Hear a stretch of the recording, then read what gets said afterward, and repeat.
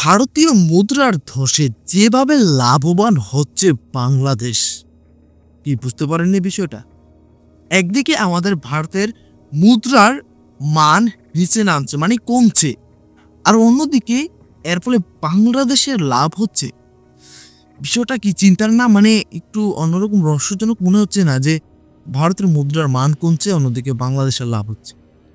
Hello viewers, আমি রুবাইত আছি আপনাদের সঙ্গে। Welcome to my YouTube channel show with Rubait. Viewers, আজকে আমি ATN news live YouTube channel নিবেদিত একটা রহস্যজনক নিউজের উপর রিঅ্যাকশন দিতে যাচ্ছি। নিউজটার শিরোনামটা আমি আপনাদেরকে পরে শোনাচ্ছি। নিউজটার শিরোনামটা হচ্ছে, এশিয়ার সবচেয়ে দুর্বল মুদ্রা এখন ভারতীয় রুপি, লাভবান হচ্ছেন বাংলাদেশ। বিষয়টা কি বুঝতে পারছেন ভিউয়ার্স? সত্যি বিষয়টা রহস্যজনক। বাংলাদেশ কিভাবে লাভবান হচ্ছে আর আমাদের ভারতের মুদ্রার মান কেন কমছে? ঠিক আছে, চলুন বিষয়টা আপনাদের সঙ্গে একসঙ্গে মিলে বিস্তারিত বিষয়টা দেখে আসি, এবং আমার ব্যক্তিগত মতামত অবশ্যই আপনাদের মাঝে আমি প্রকাশ করব। তাহলে চলুন সম্পূর্ণ ভিডিওটা দেখে আসি। Let's start. এশিয়ার সবচেয়ে দুর্বল মুদ্রা তালিকায় এখন ভারতীয় রুপির অবস্থান, আর ভারতের এমন পরিস্থিতিতে লাভবান হচ্ছেন বাংলাদেশিরা। কিন্তু রুপির দরপতনে ঠিক কিভাবে সুবিধা পাবেন বাংলাদেশিরা, বিস্তারিত জানাচ্ছেন আরিফ হাসান।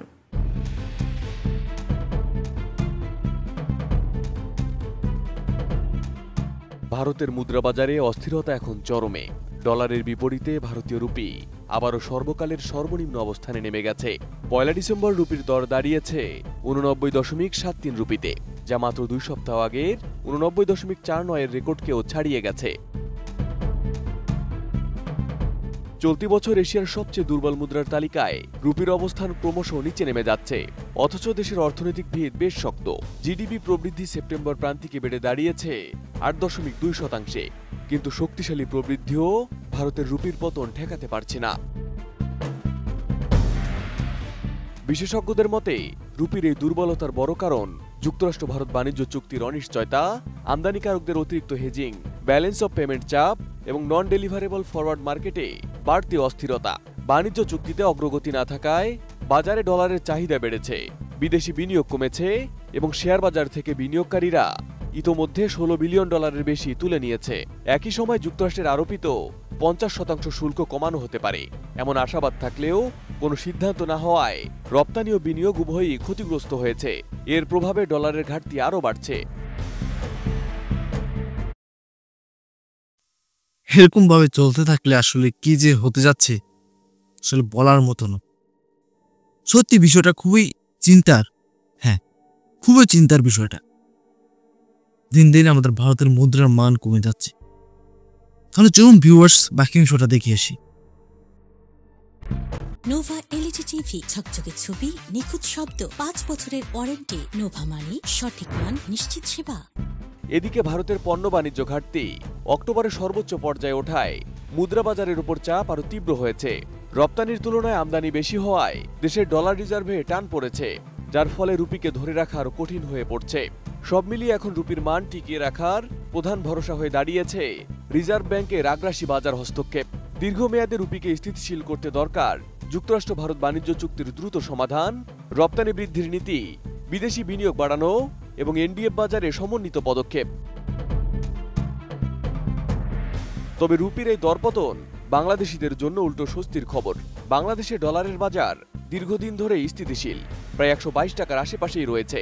ফলে ডলার ভাঙালে আগের তুলনায় বাংলাদেশি ভ্রমণকারীরা এখন আরও বেশি ভারতীয় রুপি পাচ্ছেন। যদিও ভিসা নিষেধাজ্ঞার কারণে ভ্রমণকারীর সংখ্যা কম, তারপরও যারা যাচ্ছেন তারা দুভাবে লাভবান হচ্ছেন। একদিকে ডলারের দাম স্থিতিশীল, অন্যদিকে রুপির মূল্য কমে যাওয়ায় ক্রয় ক্ষমতা বেড়ে যাচ্ছে। এদিকে ভারতীয় রুপির দরপতনের ইতিবাচক প্রভাব পড়েছে বাংলাদেশের বাণিজ্যেও। ভারত থেকে আমদানি করা খাদ্যপণ্য, কাঁচামাল, ঔষধ ও শিল্প উপকরণের দাম বাংলাদেশি টাকায় তুলনামূলকভাবে সস্তা হয়ে গেছে। এর ফলে দেশের আমদানি ব্যয় কমছে এবং বাজারে মূল্যস্ফীতির চাপও কিছুটা প্রশমিত হচ্ছে। সীমান্ত বাণিজ্য হয়েছে আরও সক্রিয়। ক্ষুদ্র ও মাঝারি ব্যবসায়ীরা কম খরচে ভারত থেকে পণ্য আনতে পারছেন, আর ভোক্তারাও পাচ্ছেন তুলনামূলক কম দামে নিত্যপণ্য। বিশেষ করে টেক্সটাইল, কনস্ট্রাকশন, ঔষধ ও প্যাকেজিং শিল্পে ভারতীয় কাঁচামাল সস্তা হওয়ায় উৎপাদন খরচ কমে প্রতিযোগিতামূলক সুবিধা তৈরি হয়েছে। Arif Hasan, ATN news. ভিউয়ার্সগণ, সম্পূর্ণ নিউজটা তো আপনারা দেখতেই পেলেন। আশা করি আপনারা বিস্তারিত সবকিছু বুঝতে পেরেছেন এবং জানতে পেরেছেন। দেখুন, এই সমস্যাটা কেন হচ্ছে শর্টলি বলি। আমাদের ভারতের সঙ্গে আমেরিকার কিন্তু মনমালিন্য টাইপের একটা সময় যাচ্ছে। আমেরিকা কর্তৃক আমাদের ভারতের উপর অনেক বেশি শুল্ক আরোপ করা হয়েছে, যার ফলে কিন্তু যেই বাণিজ্য রয়েছে সেই বাণিজ্যের মধ্যে ঘাটতি দেখা দিচ্ছে। আর এই সব কিছু মিলেই সমস্যাটা হচ্ছে। তবে এখানে আমাদের ভারতের জন্য চিন্তা থাকলেও বাংলাদেশের জন্য কিন্তু এখানে বেশ ভালো একটা সময় যাচ্ছে, মানে বাংলাদেশের জন্য। ঠিক আছে, বাংলাদেশিরা আমাদের ভারতের কাছ থেকে যে পণ্যগুলো নেয়, মানে রিসেন্টলি যে পণ্যগুলো নিচ্ছে, সেগুলো খুবই স্বল্প দামে নিতে পারছে এবং এতে কিন্তু বাংলাদেশ লাভবান হচ্ছে। হ্যাঁ, বাংলাদেশের জনগণরা লাভবান হচ্ছে। তো সব মিলিয়ে আর কি বলবো, আমাদের ভারতের অবস্থা যদি এভাবে যেতে থাকে তাহলে সত্যি সামনে আসলেই খারাপ কিছু অপেক্ষা করছে। মূল বিষয়টা বলছি, আমাদের ভারতের জিডিপি সময় কিন্তু খারাপ নেই, মানে জিডিপি ভালো আছে, কিন্তু দিন শেষে এই যে বললাম এই সমস্যাগুলোর কারণে আমাদের ভারতের রুপির মান কমে যাচ্ছে। হ্যাঁ, এভাবে যদি রুপির মান কমতে থাকে তাহলে বুঝতেই তো পারছেন কি হতে যাচ্ছে। তো যাই হোক ভিউয়ার্স, আশা করি আজকে সম্পূর্ণ নিউজটা দেখার পরে আপনারা বিস্তারিত সবকিছু বুঝতে পেরেছেন। তো আজকের সম্পূর্ণ রিয়েকশন ভিডিওটা আপনাদের কাছে কেমন লেগেছে অবশ্যই কমেন্ট করে জানাতে ভুলবেন না। এই বিষয়ে যদি আপনার কোনো ব্যক্তিগত মতামত থাকে অবশ্যই কমেন্ট সেকশনে জানিয়ে যাবেন। আজকের ভিডিওটা ভালো লেগে থাকলে অবশ্যই চ্যানেল সাবস্ক্রাইব করবেন, ভিডিওতে লাইক করবেন। তো বিদায় নিচ্ছি এখানেই ভিউয়ার্সগণ, দেখা হবে পরবর্তী কোনো একটা ভিডিওতে।